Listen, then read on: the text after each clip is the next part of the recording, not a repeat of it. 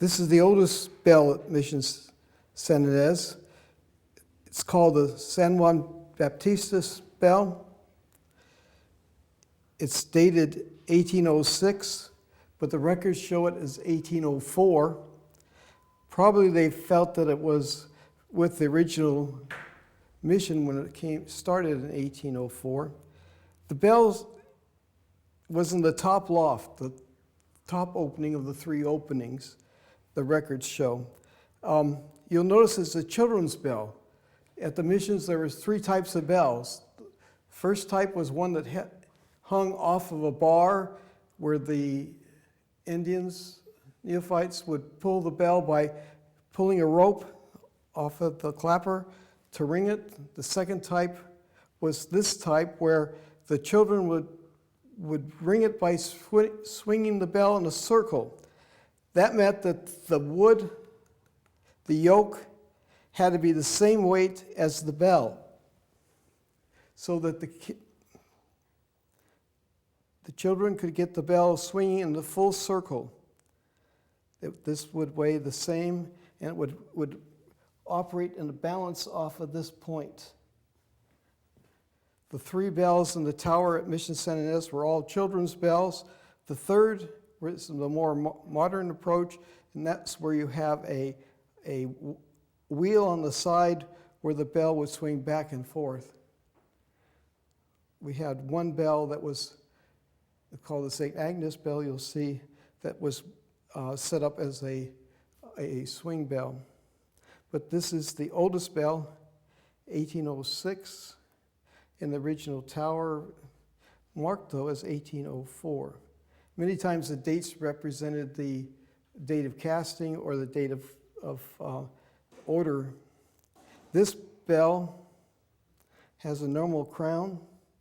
Some of the bells have a crown at the top that is a royal crown that represents a gift from the bishop. We'll see that later.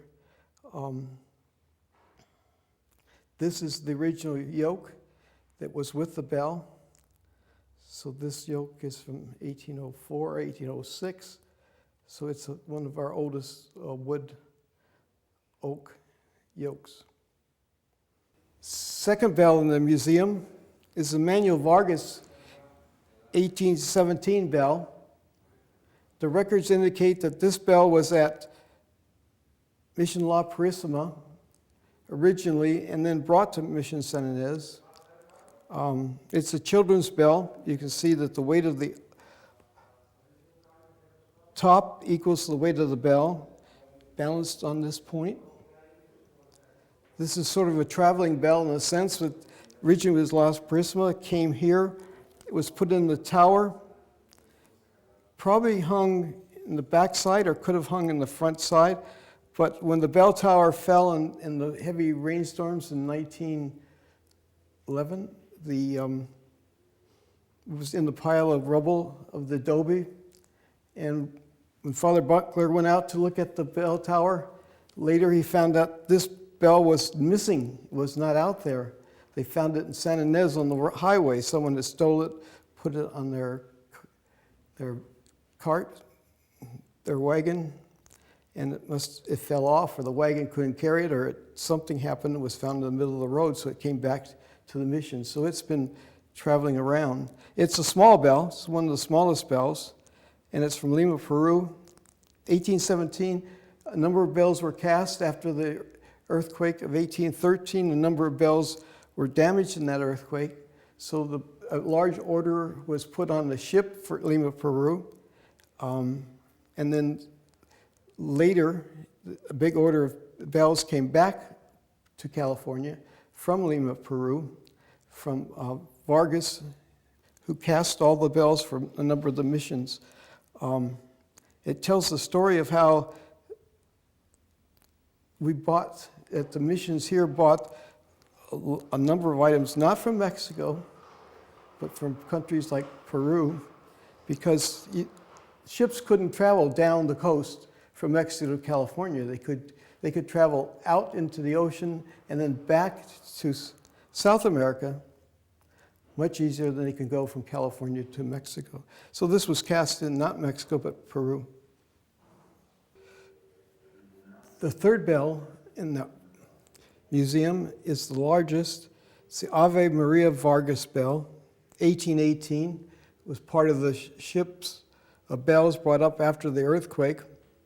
This is not part of the bell. If you see this in the museum, this is from the St. Agnes bell, which is now in the entrance sign as you come into the mission. This is a children's bell. This belongs originally to La Purísima mission.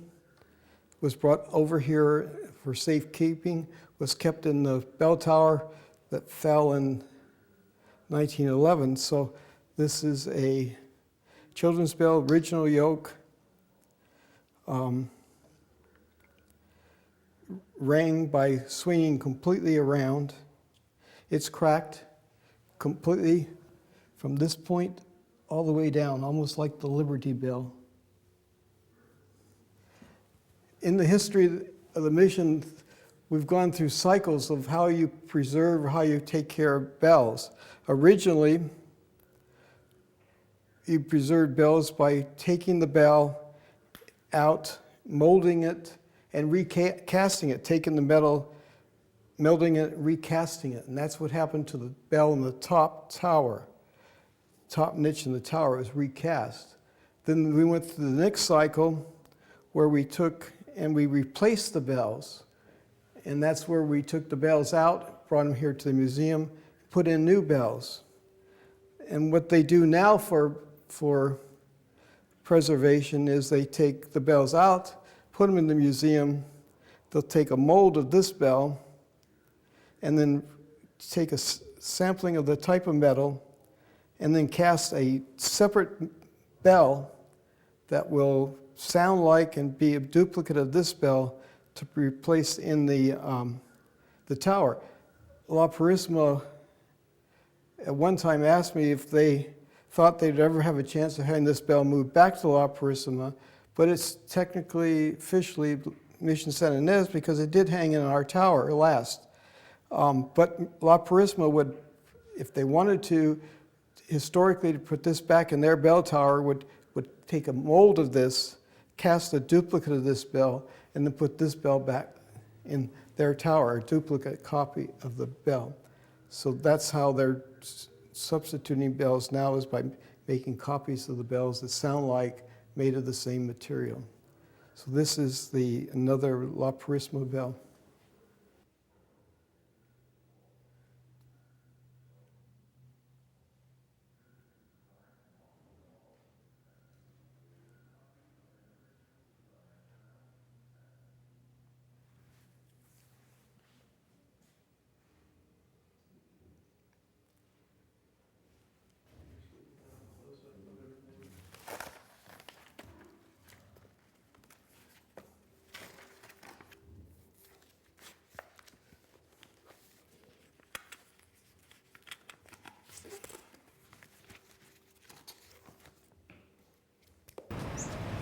Center bell still has to be rang by hand.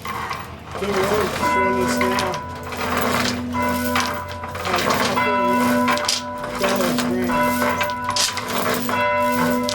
Try to change.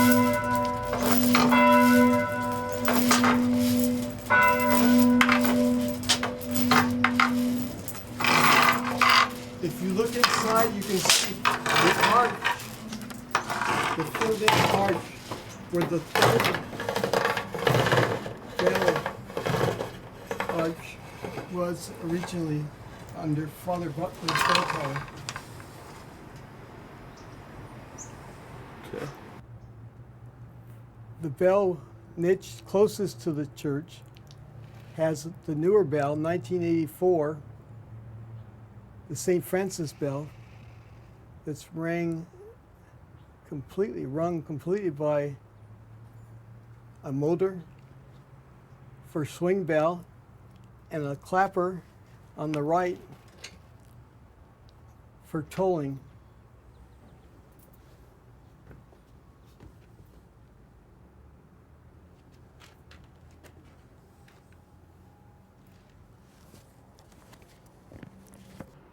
The St. Francis bell is dedicated to Father Cyril, pastor, in 1984. We'll see the other niche is the St. Inez bell. Both of these bells were donated in loving memory of Ray Connors, Jr. on May 22nd, 1984. They were for the repose of the souls of Francis Connors, Hazel Connors, and Ray Connors.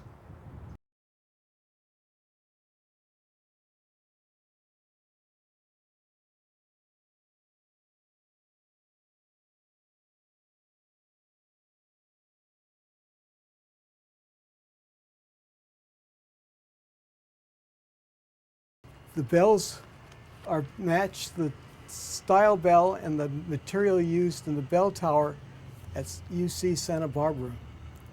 It was cast at the same time that they were doing their bells in their new bell tower in Santa Barbara.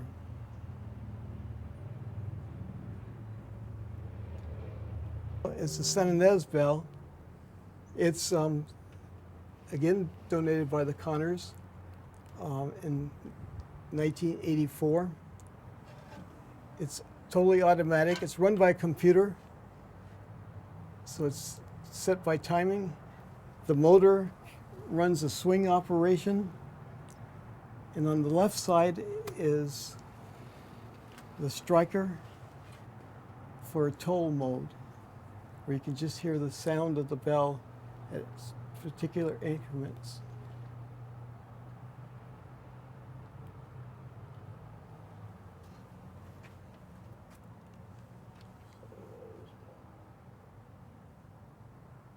The bells were cast in St. Louis, Missouri. You are now looking at the cemetery from another perspective, and that is from the bell tower. Looking down to the cemetery gives us a very beautiful and a very organized overall picture of the Mission San Inez Cemetery.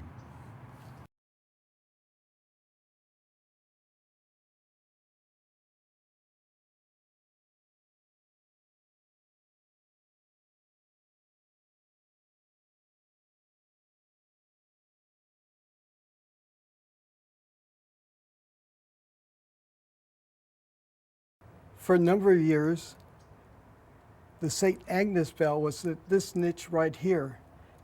Originally, it was bought by Father Butler for the new bell tower, but when the bell tower was converted back to 3 arches, the St. Agnes bell was placed right here in this niche, and a striker was designed to ring it manually by a button inside the church, but it never really worked. So the St. Agnes bell sat here until it was relocated into the entry sign at the beginning as you come into the front driveway of church.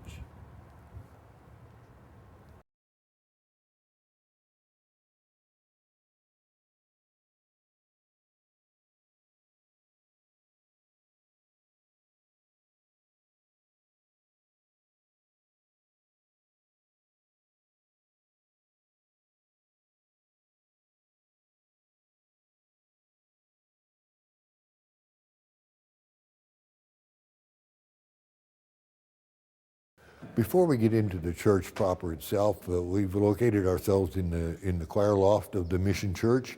And just to get an overall picture and idea of what the entire structure within the church looks like, we do get a shot of the walls and of the different artwork that is part of the mission decorations. Of course, the major part of it, and we'll talk about that in a few minutes, has to do with the rear dose or the rear wall and the entire sanctuary of the Mission Church.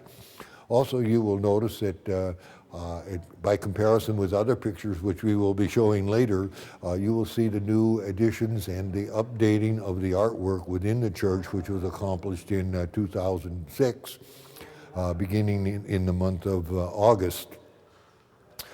By the time that this work is completed in the church, the pews will also have been changed, and the floors will have been repaired, and the church will resume somewhat what we hope to be somewhat similar, although not totally exactly in concordance with what the designs were in the original mission church. However, the sanctuary itself, which will remain untouched, is the original painting done on the reredos and the side walls, and was completed in 1822.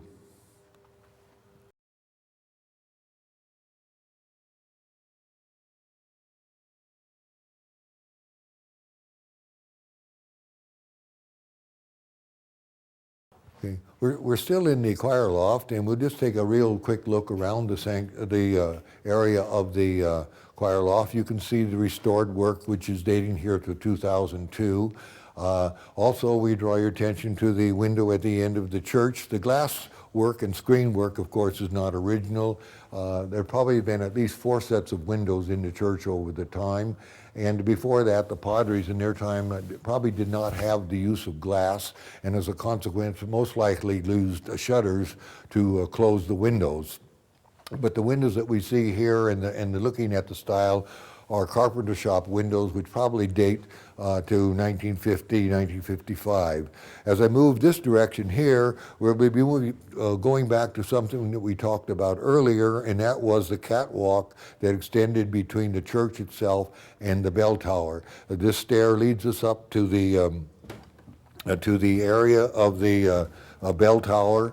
And although we can't get into the bell tower at this present time, this passageway leads out into the bell tower. And when we come back to this area, we will take a look at the area where the deterioration took place.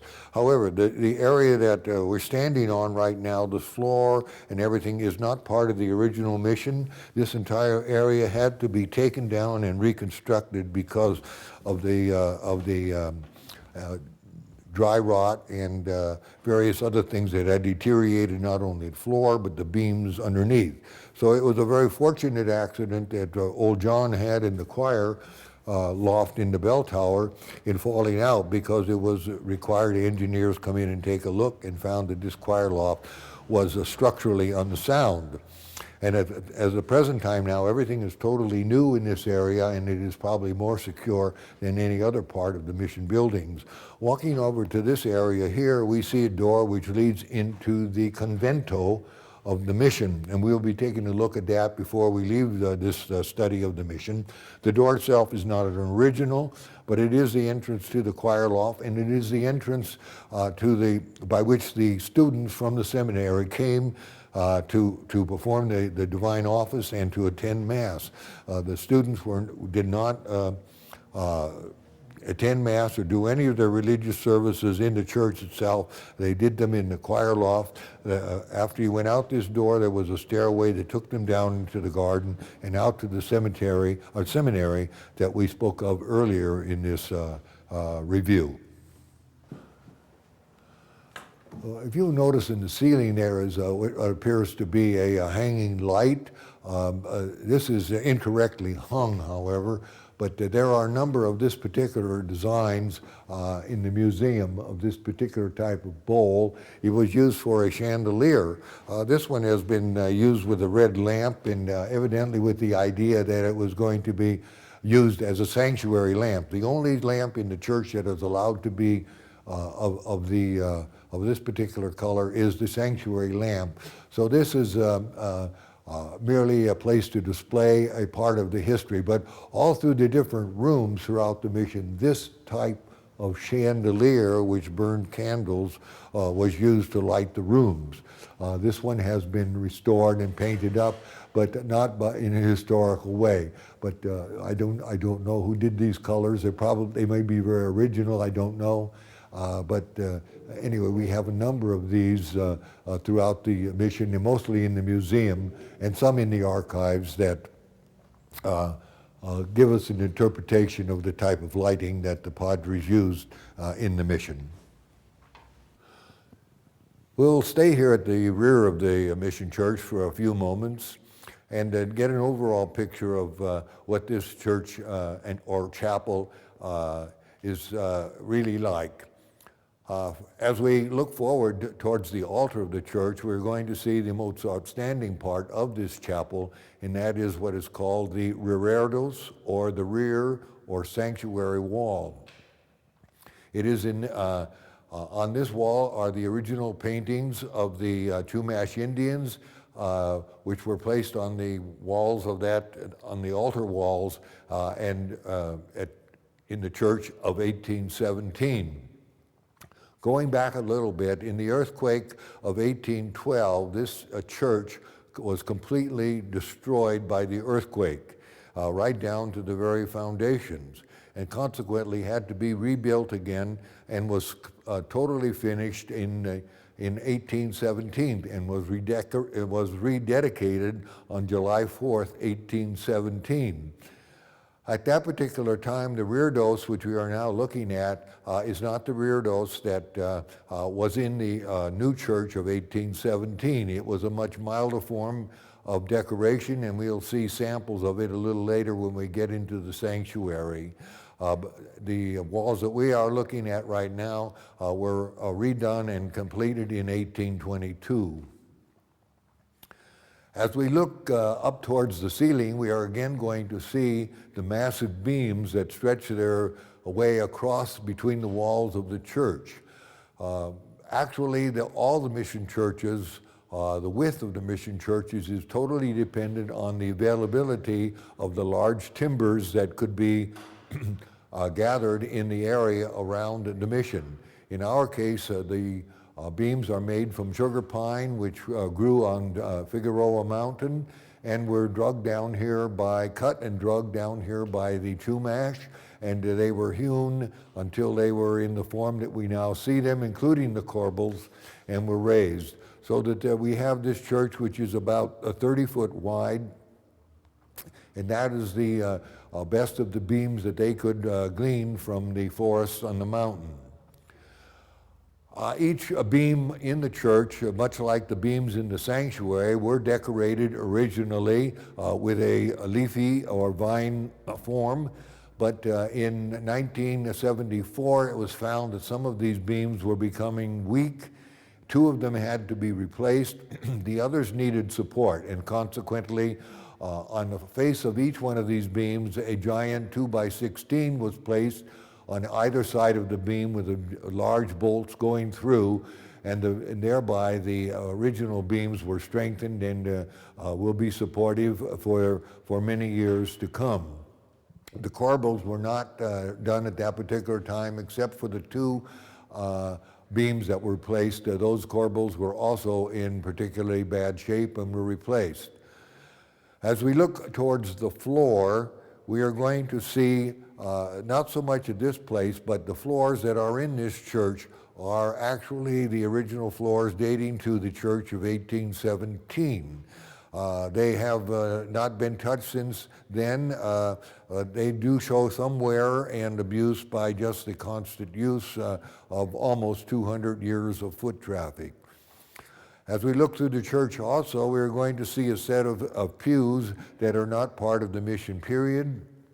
Pews were not used in the original mission churches. There were no seats at all. When one was attending religious services, they either stood, knelt, or sat on the floors.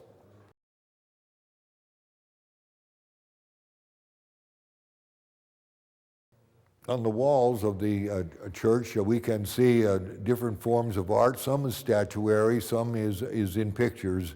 Along the walls, we can see a series of 14 pictures, 7 on each side, which are the stations of the cross. Above each station is also a cross, which is originally the marker for the station itself, and the picture was only a reminder of what happened at that particular station. The stations of the cross depict the last days of our Lord Jesus Christ on the earth when he was condemned to death by Pilate and was taken out to Calvary, where he was crucified and died and was buried. The stations that we see on the wall at the present time, the artwork is original. They date to the middle 17th century. They were painted specifically for this mission. and were brought up here by ship after the mission was built. They have been restored at least twice in that period of time, once sometime in the early 40s, and again in 1974, in 1984, a major restoration of the artwork in these stations was done. It was completed by 1994, and the stations have not been touched since then, except for the fact that the original frames, the frames which dated to 1954, were removed, and a little bit more conforming type of frame was put on the various stations. Along the side walls also we will see various brackets on which are statues. In the rear are two sets of crucifixes, one, and they are all polychrome, finished paint artwork, but one is merely the crucifixion. The one on the right side is also a crucifixion scene, but it also depicts the two thieves that were crucified with Christ at the time of his crucifixion. On the center wall is a statue of St. Jude on the left, and on the right side is a statue of Our Lady of Guadalupe. Neither of these are mission historical statues, but have been placed here in the church. There is a picture of St. Paul that goes in place of St. Jude, but at the present time is being restored and will be returned probably in 2007. As we turn to our right, we are going to see a very unusual area. And at the present time, it is now a shrine dedicated to St. Anthony de Padua. And this area was originally the mortuary, that is the place where the body of at that time, the Chumash were brought to the church at the time they had passed away. The body was laid out in this mortuary in preparation for the funeral requiem mass, and then was brought into the cemetery. This archway also opened out into the cemetery, which is on the same side of the church that we are looking at the present time. After the damage to the north wall of the church during the floods of 1910, this doorway was blocked up and the area was closed off. For a number of years after that, baptisms took place in this niche. The baptistry table and water was in this area. But historically, it is not the baptismal area. We will see that at a later time. But in 2006, the baptistry was restored to its original place, and the statue of St. Anthony was placed in this area that we call the Mission Mortuary. We're now looking at the area from which we have just come, and we're going to move towards the cemetery side, mortuary side of the church, and this photograph is actually one of the first photographs that will be taken of the relocation of the baptistry to its original spot here in the Mission Church. There is a historical and a religious significance to the artwork that surrounds this particular statue. It involves the sacrament of baptism. According to Catholic teaching, baptism is the time at which the sin of Adam and Eve was removed. And if we will historically look into the Bible and the story of Adam and Eve, we will see that in that story it speaks about Eve eating of the forbidden fruit and thereby being punished by being driven out of the Garden of Eden. When Christ came, he established the sacrament of baptism, which involved the pouring of water to remove the original sin from human beings, and also the ascent or descent of the Holy Spirit upon the person who was being baptized. And as we look up the columns towards the peak of the archway, the significance of this of the vine that goes up there is supposed to represent the tree of life, of good and evil, of which Eve ate the forbidden fruit. At the peak, we see the descending of the Holy Spirit down upon the person that was baptized. So originally this was the baptistry of the original mission church. The significance of the artwork surrounding it, although not really authentic, does reflect the idea of baptism. The artistry that was originally there was a little bit more specific. There was a little bit more of a tree form to the vines that were present there. At the top of it was a little bit more crude and more native type of a dove, which reflected the Holy Spirit. And also up there were also two very outlined figures which represented Adam and Eve. We're now looking at the beams in the sanctuary. As we spoke before, I was telling you that the beams were restructured in 1978 and 74 to 78.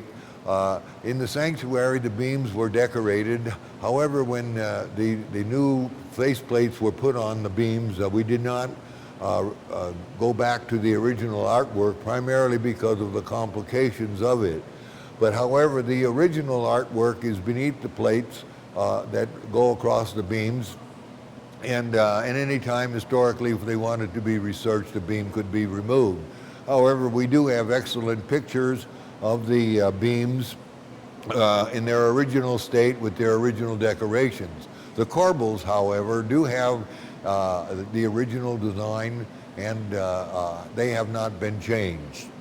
The stencils that were used to paint the present artwork on the beams are now stored in the archives of the mission.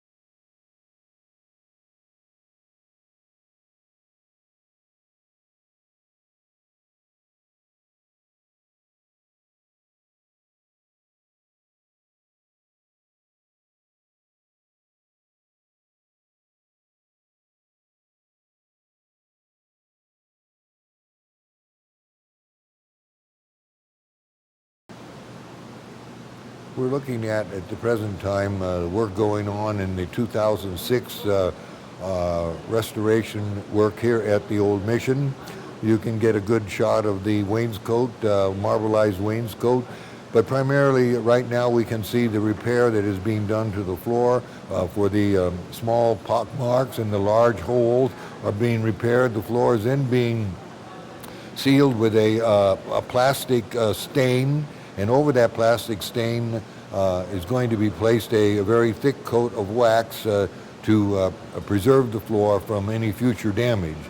Most of the damage to this floor was done by the pews, which had been moved at one time and not put back in the proper place, and as a result they moved around and wore holes in the floor itself.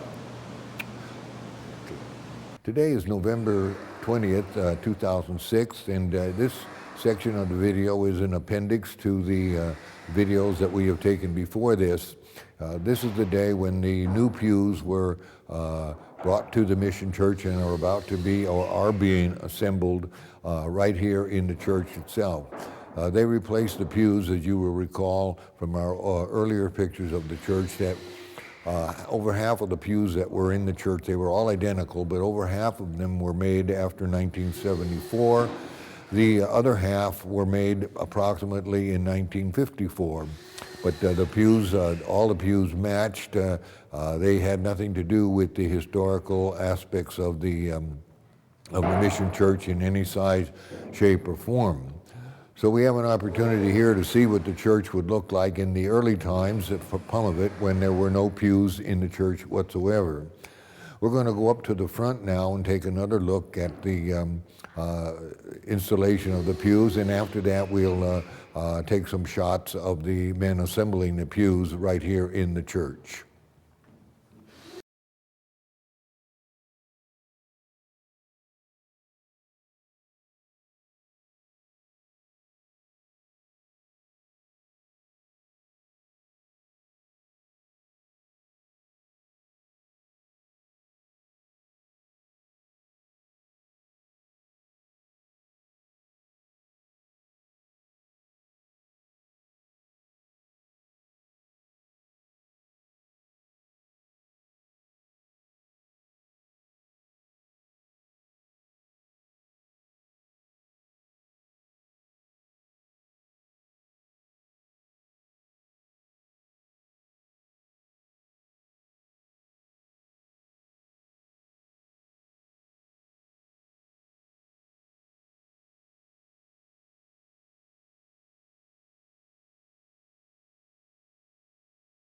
At present, we're viewing the assembly of one of the pews.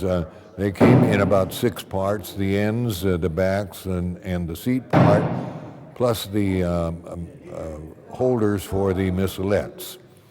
They should be installed in the next 2 days. The entire church should be completed at that time. And at that time, we will take some shots of the church in the completed form.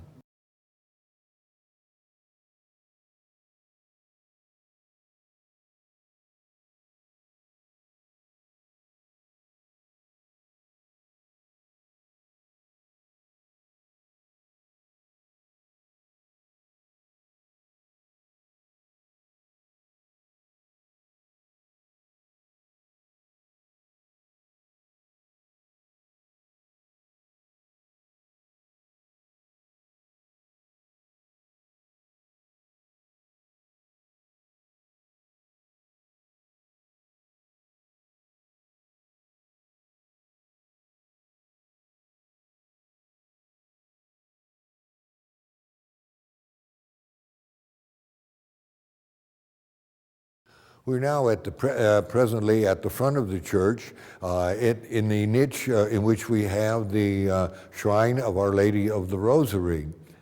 The opening that you see here, the archway, is actually another door to the cemetery, and likewise, in the same manner as happened in the at rear opening to the cemetery, the decay of the adobe block became so bad that it was necessary to block up and to fill in any opening that there were on that particular side.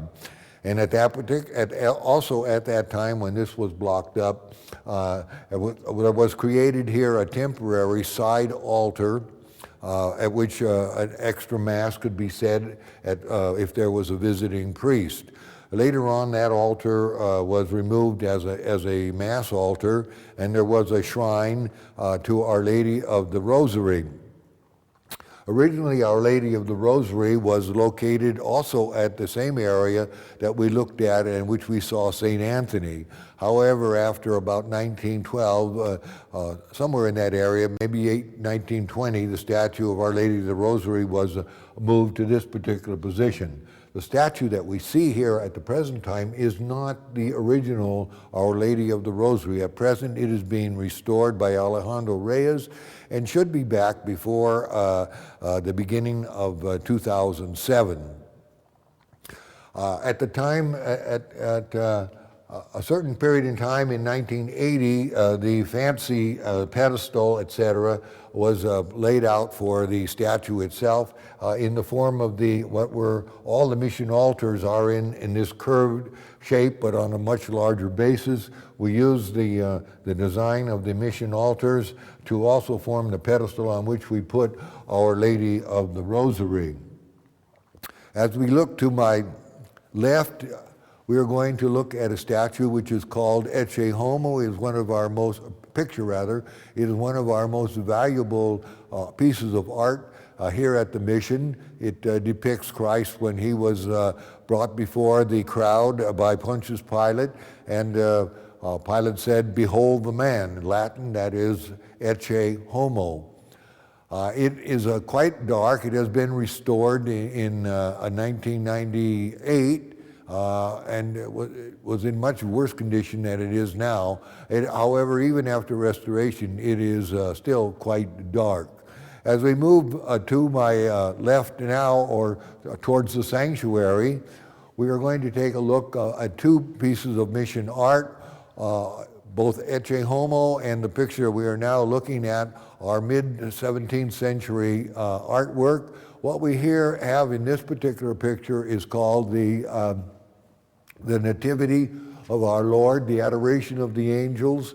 It is a oil on canvas, and as I said, dating to the mid-17th century. And to the left of the nativity scene is a crucifix of carved wood crucifix, which dates to the early 18th century. And it is of a particularly fine hand-carved artwork. We do not know too much about it, except that it most likely was carved in Mexico, at Mexico City, at the seminary or the university there, and was brought here and given to the mission at the time of its founding. Of particular note on this crucifix is the very short corpus on the crucifix itself. The body of Christ is much shorter than you would see in proportion to the size of the crucifix. Also the straightness of the arm. So it is in many ways, a rather crude wood carving, but it is well done. It was recently preserved by Paul Malakon here at the member of the parish, and the wood preservative put on it.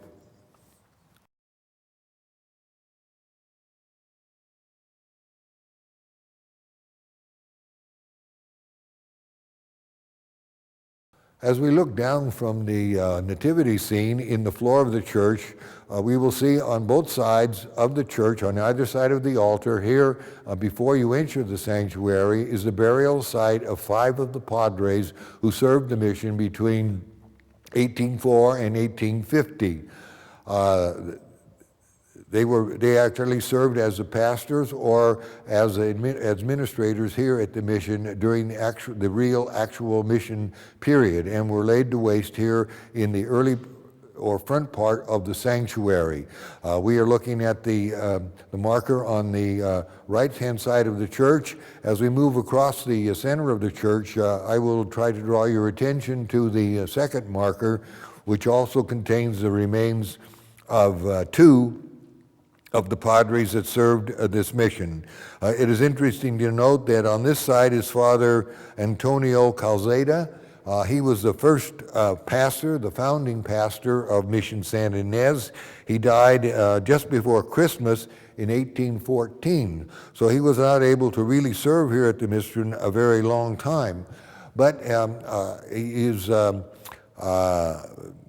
because of his place in the establishing of the mission here, there are a number of remembrances of him throughout the valley.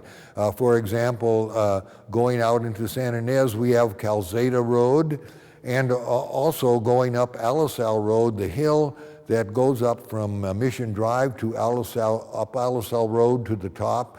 That hill was originally called Calzada Hill, although it no longer has any specific title except that it's the top of Alisal Road.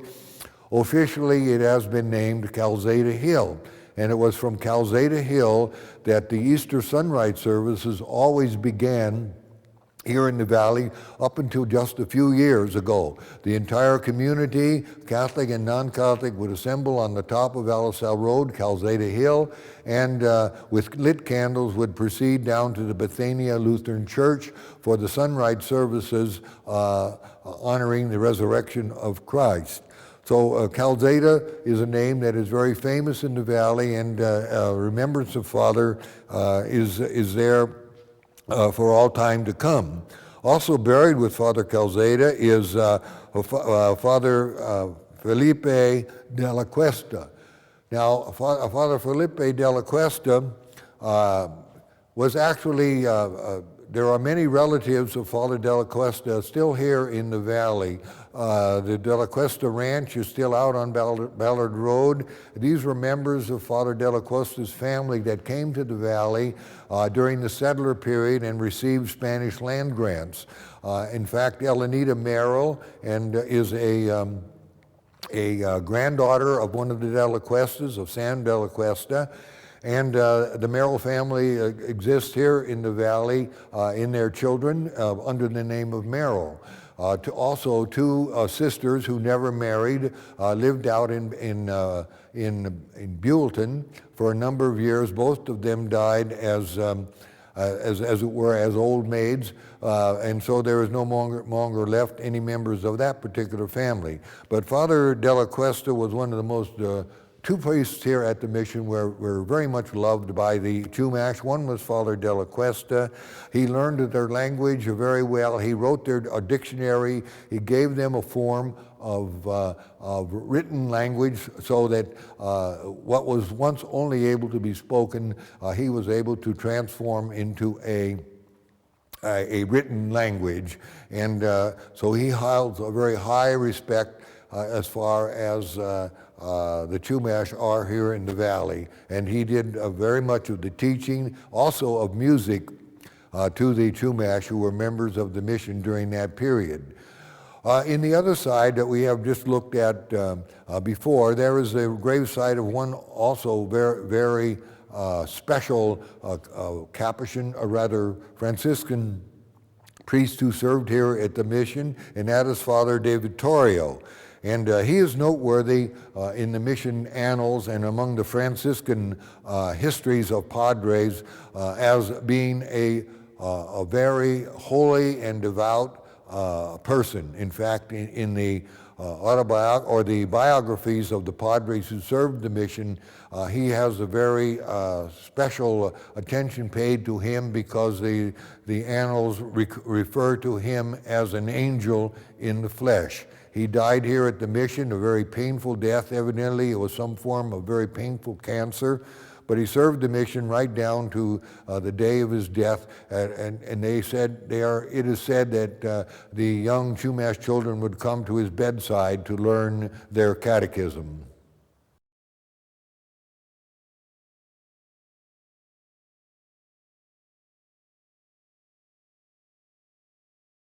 As we look at this particular pilaster near the side door entering into the garden of the church, we draw special attention to this pillar because it was above this or along this pillar that the original mission pulpit was located. As you can imagine, to be able to be heard and by the priest, to be by the padre, to hear what he has to say. The church was very big and that the parishioners, the Chumash, would gather around.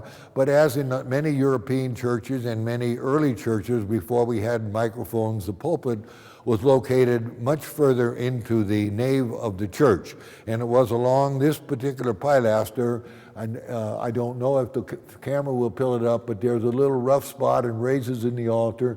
There originally were two big beams that came out of the pilaster, and they formed both the copula for the pulpit and down lower the base of the pulpit. And that pulpit remained here until about 1860, on which when Father Basso was here after the Padres had left the mission, he got up to preach one Sunday and using this pulpit, and the entire pulpit collapsed under his feet, fell directly to the floor, and we are told by, as the story goes, that he was left standing upright on the floor, not quite knowing what had happened.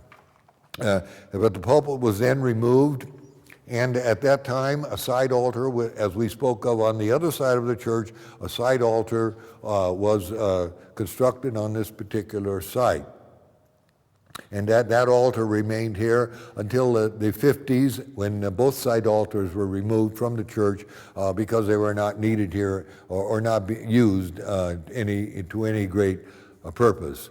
As we look down the church from the front here, we are going to see the result of the very latest in restoration within the Mission Church. This is the year 2006, and we know from antiquity of this church that the walls and pilasters were extremely decorated, much more than you see them now.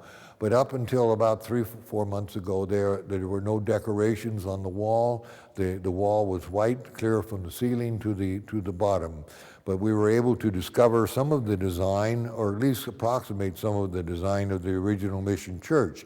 And consequently, we can see the marbleized effects along the base of the wall. We know that was a brickish marbleized effect, much like the panels in the sanctuary. And as we have scraped off different parts of the walls, we have found that there was some kind of decoration, mostly vines and flowers, and we have tried to at least summarize in a way or recreate some of that original design. We do know that the area between the ceiling and the first ridge up there was a blue color. We have been able to remove the paint up there over the years, and it was a blue.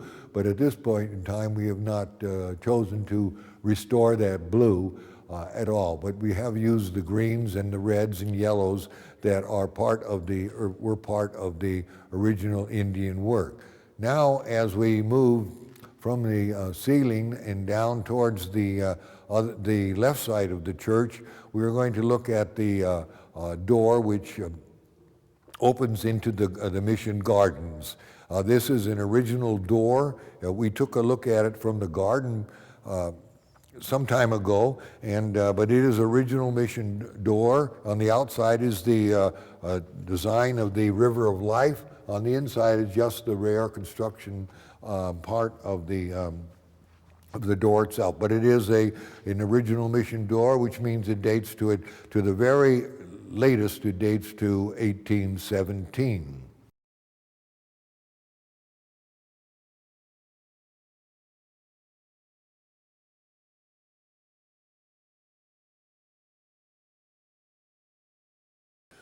We're now going to turn our attention to the sanctuary of the Mission Church. Although the sanctuary is fundamentally the same as it was during the mission period, significant changes have been made, mostly by reason of Vatican II, but fundamentally it is the same. The raised area is part of the Mission Church. The steps going into the sanctuary are the same, although there was no carpeting. The pulpit on the left is not the original pulpit. It is according to the new liturgy. The platform that we see directly in front of us is also part of the new liturgy. And right at this very moment, we're going to try and draw your attention to the altar as it appearing on your screen at this particular time. This altar has no historical context, except that it is an imitation of the original mission altar, which we're going to take a look at in a few moments. Because the liturgy required the priest to face the front of the church and to face the people, it was necessary to place an altar out from the rear of the church so that the priest would have room to move and to face the people in the offering of the Holy Mass. And consequently, in 1968, somewhat soon after Vatican II, a very simple altar was placed here by Father Camillus, which is a four-legged altar, quite ornate, but in itself very simple. And in 1974, that altar was determined not to be too much in conformity with the mission art and mission architecture, and it was removed, and it can be presently seen at San Lorenzo. But the altar we're looking at right now was built in 1974. The artwork on the front of it, the stigmata of St. Francis, was done by Ray Connors, a local artist here at the church. This altar was decorated by him, but the altar itself was constructed by M.T. Patrick Company, who were doing the major restoration here at the church at that time. But this altar follows the same design as the original altar. And at this moment we're going to move into the sanctuary and take a look at that original altar, and I'll describe to you what it looked like at that time. We're now looking at the original altar. It is somewhat complicated to describe exactly the condition or the way the original altar was placed.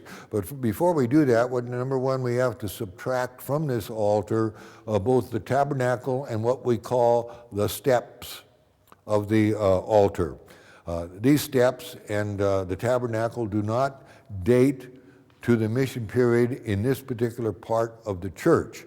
The paneling here on the front of the tabernacle was used on the original church, but we'll talk about that in a moment.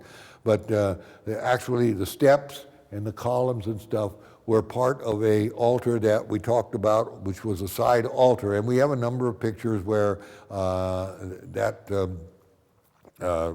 this background for the altar was located.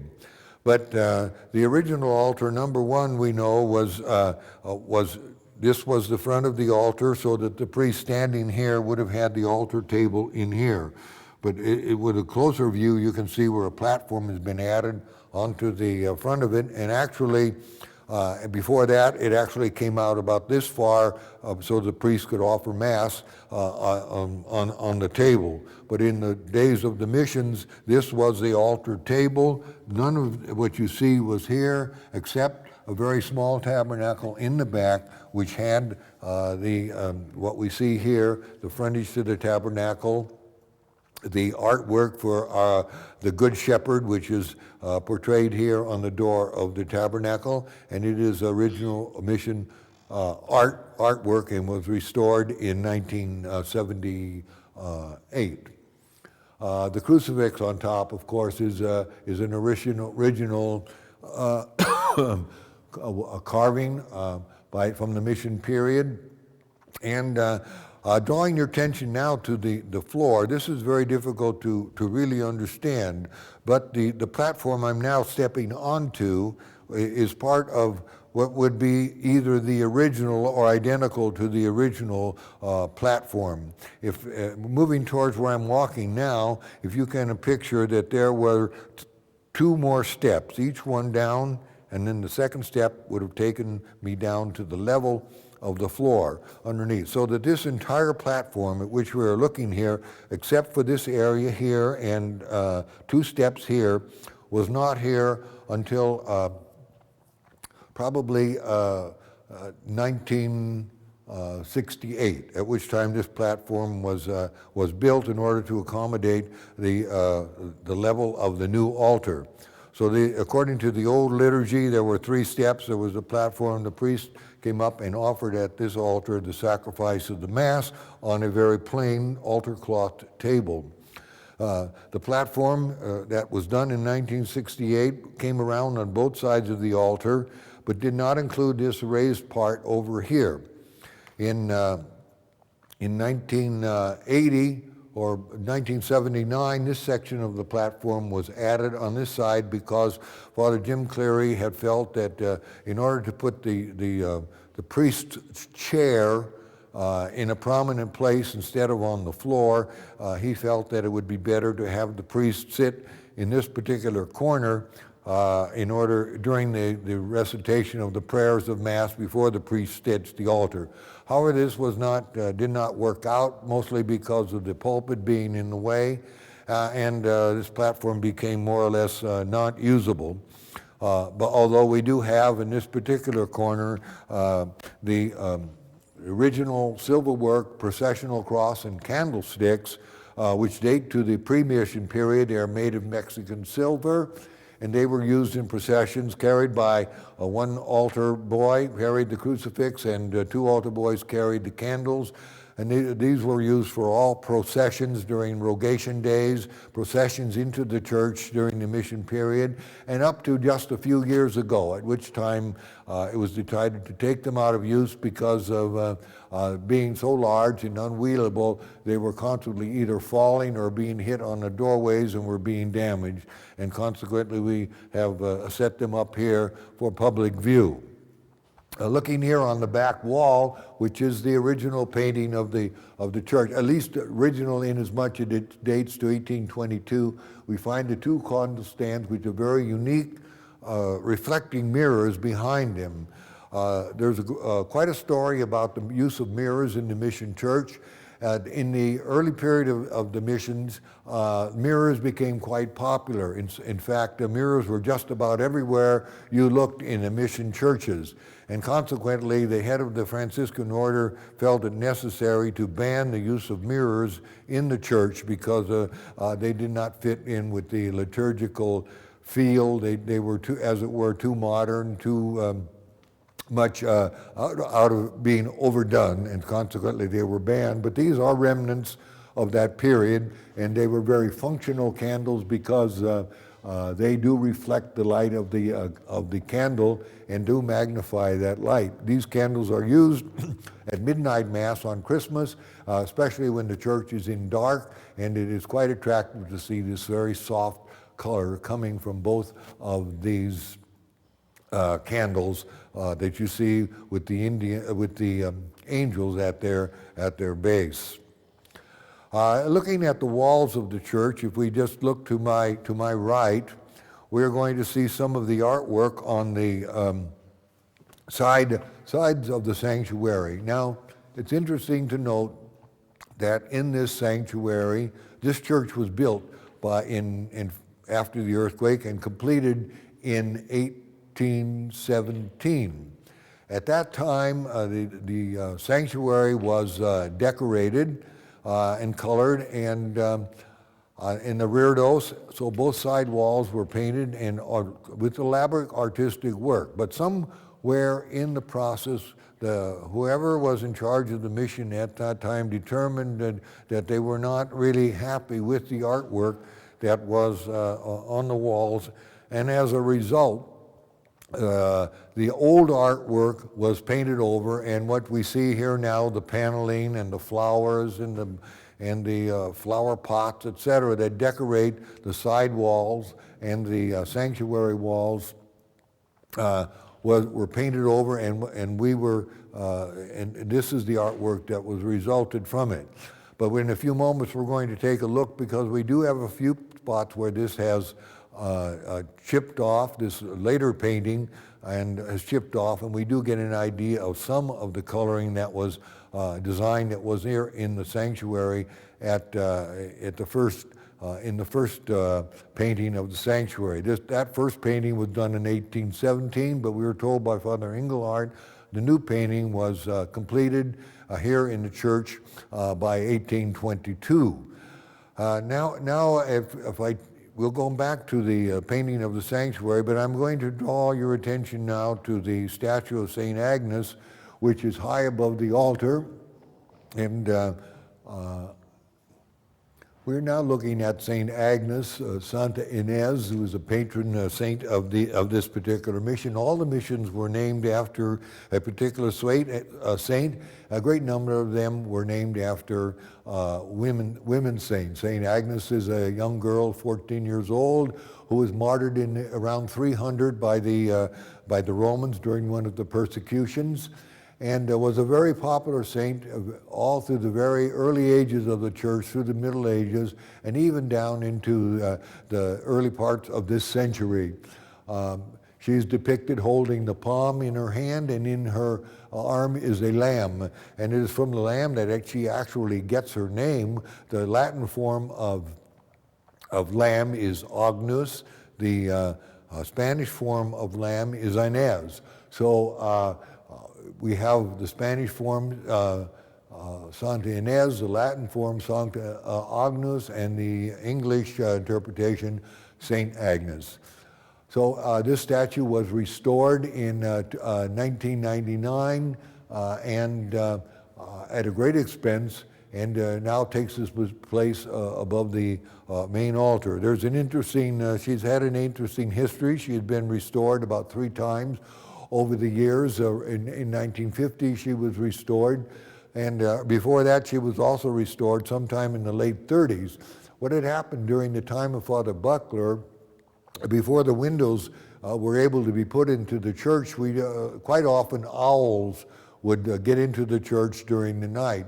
Well, on one particular occasion, an owl was spotted and sitting on the arm of, or the shoulder of St. Agnes. And for some particular reason, one of the people living here spotted that owl and proceeded to take a shotgun and to shoot the owl. But of course, in the process with the buckshot, they really did a lot of damage to the statue. But it was restored later on, and the buckshot were removed and patched over. But over the years, this statue has been restored a number of times, and the job we have done this particular time is quite well done and very historical. We've been speaking about the painting here in the sanctuary, and that the painting that existed here dates to 1822, but there are certain areas in which gives us a very good insight into what was on this sanctuary wall before 1822. We know this church dates to 1817, and we do know from historical records that the sanctuary was painted, but we don't really know what it totally looked like. But as areas have changed through chipping, etc., we begin to see some of the colors from the old painting here on the wall. For example, we can see part of a red band and some other colors that come kind of in there. Also over in here we can see the same thing. So there was some form of red band around here, perhaps a cinnabar color. The same thing over along the wall in this direction here. We have a repeat of that. And most interesting enough, though, is actually on the back side of the pilaster, which is pretty hard to see at the present time, but behind this conduit that has been placed in there is some of the original artwork. There are pinks and reds and yellows in that, but they have to be examined very closely. But from a historical point of view, we can track down some of the coloring that was used here in the sanctuary. The later restoration of the sanctuary, which was really not a restoration of the sanctuary, took place in 1978. And at that time, the colors and the walls were cleaned to somewhat degree. We can see in this particular panel, the white is very clean. We were able to clean that up. But there are other areas which are darker and seem to be less bright. And that was the entire plan was to clean the entire sanctuary and to brighten the colors.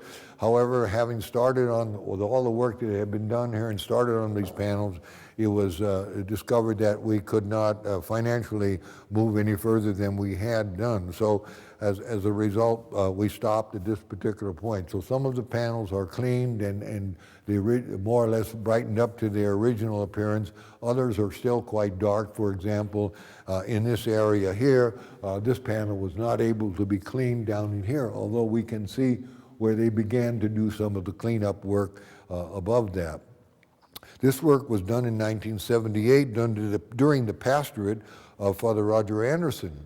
But it is interesting to note because Father Anderson was quite sick at that particular time. He had a number of heart problems. And it was during the period when we were getting ready to do this painting that he again had a heart problem. And Father James Johnson was sent here to oversee the work and to oversee the parish, and it was under his guidance that this work was done. He was somewhat of an artist in his own shape, so it was very fortunate that he was here at that time because he was able to work very closely with the artists in the work and to keep a strong hand on the artists as they worked here in the sanctuary to restore it. So he does have a part in the restoration of the mission, and he should be mentioned for the efforts and the care that he took at that particular time. Before we leave the sanctuary, I want to draw your attention to this particular piece that set up here and displayed in the sanctuary. The frontal part of this statue, of this piece of artwork is not really an artwork, but it is one of the pillars that went to make up the original communion rail. As you know, each church until the new liturgy came in had a communion rail, and it was at that place where people received Holy Communion. That communion rail, I will explain in a moment, was gradually disappeared, and a new communion rail was built, but these are the panels from the original communion rail. We'll now go to the entrance to the sanctuary so we can see where the original communion rail was. I'm standing now in the approximate location of the communion rail, which dated back to the mission period. There were a number of communion rails over the years, probably at least 3 communion rails that extended along here, but they all had the same basic design of what we were just talking about a few minutes. So as a person came up to communion clear into the 60s, they approached the communion rail, they stepped up on this first step and knelt up on the top. The communion rail was along here, so they had one step down. But the communion rail extended clear across the sanctuary. It was in the center that there was a gate.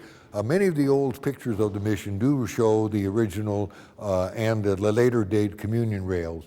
To my right now we are looking at what is called the lectern. It's from this that the sacred scriptures are read and the sermon is preached. This was built by Joe Zandonati, one of the workers here at the mission, and there were actually 2 of them. There is only one now. The other is turned into the pedestal for the Lady of the Rosary. But this is the pulpit. As you can see, it's based on the design of the original altar, which we have tried to maintain the original feeling of the mission period by using the designs that are found here from the original church.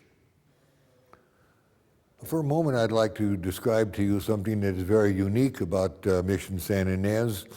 Each Capuchin priest that has come here to serve as the pastor of the mission, to their tribute, has left a remarkable legacy behind them. And at this moment, I'd like to talk about one of the very different legacies that Father Tim O'Sullivan left here. This church, being an old building of the type that it is, can become very cold in the winter. Although in the summertime, because of the thickness of the walls and adobe, etc., it is quite cool in here. But during the winter, it had become extremely cold. And it's such a big building with such high ceilings that it was really not realistic just to put in some kind of furnaces or something like that in here, much less to try and install some kind of forced heating. So Father Tim was able to discover a gentleman who did radiant heating. And having analyzed the building, he decided that this church could be very well heated by a radiant system which would be built into the floor. And so in 1954-55, under the guidance of Father Tim, a heating system, radiant heating system, was installed here in the floors of the Mission Church. We do not know the exact design in the floor, but we do know that a number of tiles had to be removed so that the copper lines could be installed that would do the heating of the church. The beauty of this system was that the heat originated at the ground level and rose towards the ceiling, as all heat does. And as a result, with the heating system going, the people in the pews did receive the warmth that came out of this heating system. But as far as we know, the heating system ran in a zigzag form up and down the church. The pumps and the heaters that influence this system are located in the attic, and we'll be taking a look at that area at a later time. But on a cold morning, you can come in here and if you just take your hand and put it on the floor, you're going to find that it is very warm. So that is one of the things that made a positive contribution to the comfort level here at this old mission. I am standing in the sanctuary at the entrance to the sacristy door. This door was most likely is not an original door. We don't know the history of it, but it probably was built during the time of Father Buckler or Father Tim. It's very difficult to tell. It's a fairly simple door, and all the mission doors we do know that were original do in some way reflect what we call the river of life. And wherever we find doors that is not present, it is an assumption that they were not historical doors, but were built and added at a later date. So now we'll go on into the sacristy and take a look at some of the original artwork that is in this area. This is a service area. Sacristy is used for many different things. It was larger at an early date. Some of it went on beyond the area that we'll be entering, but at the present time, because of the numbers of vestments and candles and things that are necessary, it is a very crowded area. But we do have some of the original art and other items that are of interest as far as the history of Mission San Ynez is concerned. As you enter in, you will notice that the floor changes to a red concrete. This concrete was added by Father Tim at the same time the heating system was put in the floor. There is a radiant heating system in the church and the sanctuary and also in the sacristy here. When they got to putting down the heating system in the floor here, the floor in the sacristy was in a very bad state of decay, and after the heating system was laid, it was found necessary to just pour a concrete 3-inch slab over the top. But Father, in order to keep just the plainness out of it, did add a red color to the concrete. We'll now go into the sacristy. As we entered the sacristy, you will notice directly to the right the design, the original painting designs from the Indian period of the mission, and you will notice the type of structure we will see at different places in the mission and in this room. But it's quite interesting because in this particular area, we do have also a remnant of a former design that was used here in the mission. When we were in the sanctuary, we talked about the reredos or the paneling on the back of the church dating to 1822. But before that, there was, as we said, there was a painting on the sanctuary walls that the padres were not pleased with, and as a result, they were painted out, and the present reredos of the church was painted on. But in this room, we do have a remnant of the earlier paintings that was on the wall during the mission period, the period when this was found to be an unsatisfactory design, and the present design that we see here. Now, the green part has been touched up by Mr. Paul Killian when he did the Madonna Chapel, but as you can see, here are the original mission colors in here. The original flower design circulars extend all along here. The border and some of the black has been restored. This little, as it were, wainscot surrounded this entire room, and it also is on this side of the doorway also. This has all been touched up. The green has been touched up. The balance remains the same as it was in 1822. As we look around this room, we'll first of all draw your attention to the ceiling.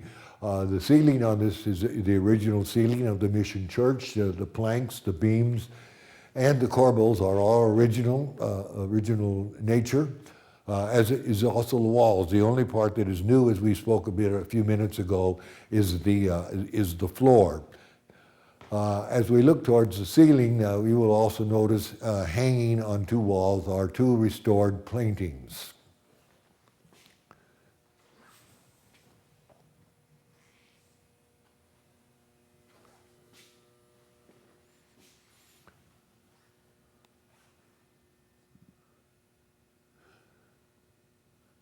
As you look at this particular picture, it is entitled Jesus at the Well. It's the painting of the story of Jesus who met the woman at the well in Samaria. And this picture was restored in 2004 in preparation as part of our celebration for the 200th anniversary of the old mission. As we look to our left and over the door, you're going to see another painting which has not been restored at this particular time, but it depicts an ancient Christian tradition about Veronica and the veil. The story is that Jesus, on his way to Calvary, was confronted by this woman who offered her veil to wipe the blood and sweat from his face, and as a reward for this, the imprint of his face is left on his veil.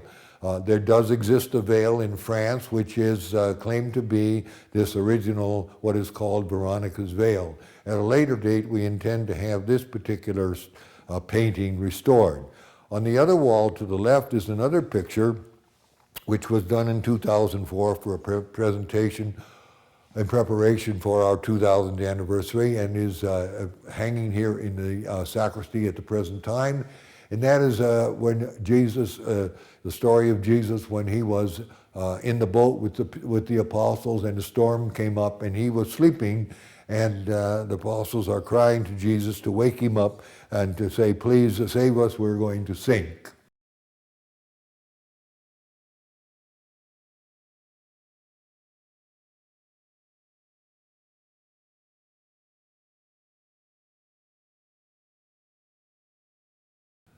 While we're looking at this picture, and we move a little bit above it, we notice the corbels that support these beams. Now, it is commonly thought that the corbel has this particular design because of the necessity to tie the beams across the ceiling and to keep them in place. And the tradition says that on these corbels, behind the little notch about halfway down the corbel, that through that area and across the beam were tied leather straps, which replaced the use of nails, which were not very common in the construction work in the early missions. The use of leather to tie wood together was a common practice. We're now going to begin a different section of the mission itself, namely some of the rooms inside the mission, both on the lower floors and on the upper floors. As I approach this door, this is the door that opens into the priest's kitchen and the dining room. This door was the only access to the dining room and to the kitchen before 1968. Well, we are now in the priest's kitchen. What you are looking at is a kitchen that dates to 1974, which was a part of the reconstruction work here at the mission done by M.T. Patrick Company under the guidance of Monsignor Hawks and Father Roger Anderson. The kitchen that existed here before was a very primitive type kitchen. The ceilings alone, these are drop ceilings with fluorescent lightings in them. Before this ceiling was put in here, the original beams, the big beams that are roughly 12 by 16, formed part of the roof together with the planking. The kitchen was very crude. There was a simple gas stove which stood here against this wall, and there was also a sink that we see. The counter is all new, of Spanish tile. As when I walk over here to where there are some chairs where the priests are able to eat at least breakfast and their own lunch. This area did not exist before because in this corner here were the washer and dryer. So it was quite interesting in here sometime. If the washing was being done and it was also lunch or dinner time, one had to overcome the sound of the going washer and the dryers. This was a very primitive kitchen, as I said before, and it was a very difficult type of room for the brothers that served the padres here to prepare meals properly and also to allow the priests to entertain occasionally. When we leave this room, we're going to turn around and walk in this direction, and we will come into what is now the priest's dining room itself, which is an improvement on the early dining room. We are now in the priest dining room. This room, much like the kitchen, was of a very rustic nature. The ceiling was not of the type that you see here now with the beams. It was much more open and rustic. There was a simple table in here with about 4 chairs. There were no closets for glassware or dishes or anything of that particular nature. It was quite stark, and I suppose at that time much fit into the lifestyle of the Capuchin order. As we look in this direction here, going past the kitchen door, we are going to see an addition that was made here in the time of Father Kelly, which saved a lot of walking in order to come to the kitchen and the dining room, both for the priests when they were eating and also for the brothers when they were preparing meals. As I said before, the only way to get to the kitchen from the other parts of the building was to walk along a corridor outside, come in the kitchen door, and here was the kitchen and here was the dining room. So that it was a long way, number one, from the priest's quarters to this area. It was also a very uncomfortable way in the cold weather, in the inclement weather. However, in approximately 1965, through the generosity of a man named Galvin, who owned the San Fernando Rey Ranch, an Australian who was extremely rich, his generosity allowed a stairway to be brought down here from the 2nd floor to the 1st floor.